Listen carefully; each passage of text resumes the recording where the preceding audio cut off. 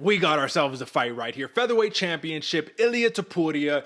Listen, the man standing in front of him is going to be the gap between, are we seeing a new version of the UFC roster, or does the old stay around? Does Max Holloway reclaim his stake as the champion?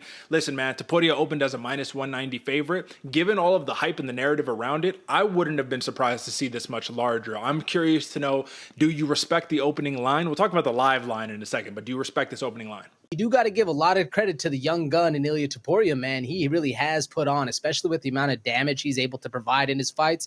I can see why a lot of people are looking at this guy. He's shown us that when he lands, he's going to chase you around. But when he lands, it's just a little bit different, man. He's putting a lot of these dudes out, bloodying up some faces. But Max Holloway has done the same thing. I think it's going to come down to that chase, though. So let's just get straight into it and let's talk about it. Methods of victory. A lot of people are saying if it's going to be early, Topuria has been talking about, I'm going to get this dude out in one round. Referees, judges, y'all can take a break because you're not going to need it for this go around. But if it's early, leaning Topuria. If it goes late in this 25-minute affair, we're leaning Max Holloway. Is that the edge, or is it a little more complicated than that? No, that's pretty much basically how I expect to go down. I really don't expect to see a knockout early, but if it does come, it'll be from that Topuria side. So what do we see from Topuria time and time again, right? One of the best boxers in the UFC. That's what they're calling it, but this isn't a boxing match. This is mixed martial arts, right? So I anticipate tries to take the center of the cage and force Max Holloway behind that black line, that black octagon line, because the closer he can corral you up against the cage, the bigger he can land those big shots. He loads up and up to him a little bit, right? But land the big shot just like he did for Alexander Volkanovski. My quick question in regards to that fight in particular, the Volkanovski fight, was, didn't it feel like Volkanovski was doing fine tactically until he got caught, right? It's just a matter of like, all right, can you be elusive for 25 minutes? Given that Max Holloway is an incredibly durable fighter, do you think he can fit that same mold, or does he need to take a completely different game plan? Because we saw what the outcome was. No, I think Matt can stick to a similar game plan right there, right? Play the game, have him chase you a little bit. One of the biggest things I like about Ilia Topuria, he has amazing counters, right? Hits hard with that right hand, and he makes you pay when you overextend.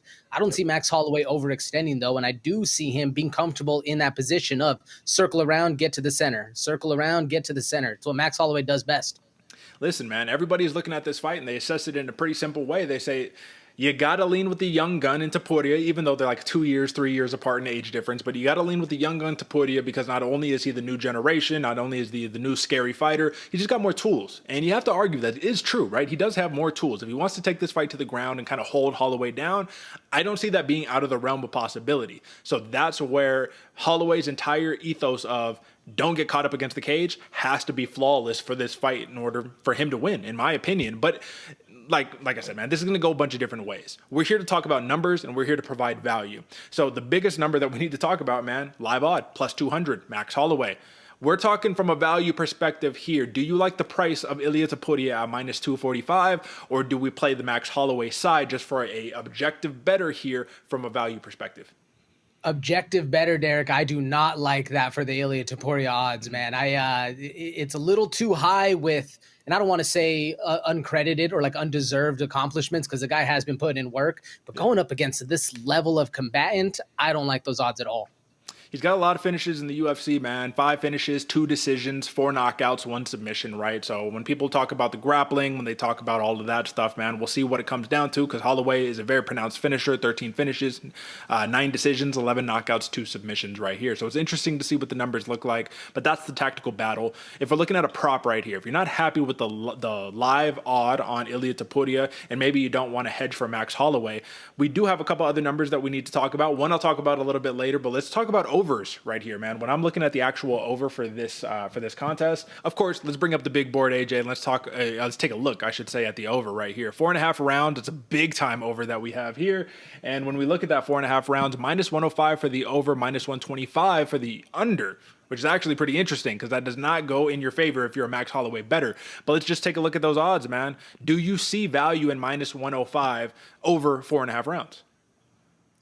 Off the top, Derek, I don't. I don't know if this fight's going to go to decision, but for 4.5 rounds, right, like the vast majority of that fight, I see both of these guys putting enough pressure, enough damage on each other to get them out of there before that.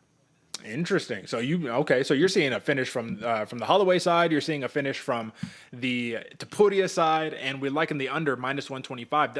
We're gonna talk about this a little bit later. This is gonna play into something that you guys are gonna want to stick around for. So the ultimate pick right here, man, because I was a little bit surprised to see that this was a consensus pick for Max Holloway. After reviewing more tape and after just looking at the legacy, I said I have to roll with him until he definitively does get beat by a man that's not named Alexander Volkanovski. But I want your reasoning for why you're picking Max Holloway, because a lot of people, man, are rightfully so on Ilia Topuria. This is going to be the proving grounds right here. Give your assessment. I'm going for Holloway in this one, Derek. One, I think it's a big moment for Topuria, right? You're watching the body language of the guy, and you can't base everything on this, but he's hyped up, man. He's strenuous about how this fight is going to go. But nonetheless, man, Max Holloway is not at all washed up, right? He's nowhere near being out of this career. He could probably be arguable entering into his prime going for this one. And there's a lot of people that discount what has happened in the past because of Max Holloway, the Volkanovski fights, right? The inclusiveness into the BMF. But I do think Max Holloway presents the skills and the range and the durability to be able to nullify all of the effect that Ilia Topuria has and do that in a style where it's going to be very exciting. I don't expect, I'm curious if he's going to actually point to the ground in the first 10 seconds, because I do think it's a bad look if Ilia Topuria goes after that and goes and takes a shot after that. It's funny you said that, because that was actually my assessment right there. I truly do feel like Topuria has talked up such a big game to kind of play this Conor McGregor-esque role that you kind of have to live up to it. So if you go and you start shooting early and you just try to hold in control, it's going to be a bad look. And ego plays into this. Let's not forget, Topuria has landed a knockdown in 5 of his 7 UFC fights. And if you're looking at the kind of grappling side of things, not for Topuria, but for Holloway, man, 84% takedown defense in 29 UFC fights. This is going to be an incredibly competitive matchup right here. And I think that you have to play the value side, which is Max Holloway at current plus 200 odds right here for the former featherweight champ, current BMF champ, and that is your consensus pick for the main event. And new, there we go, and new people. That's what the play is going to be, Max Holloway. So ride it and let us know what you think in the comments below. But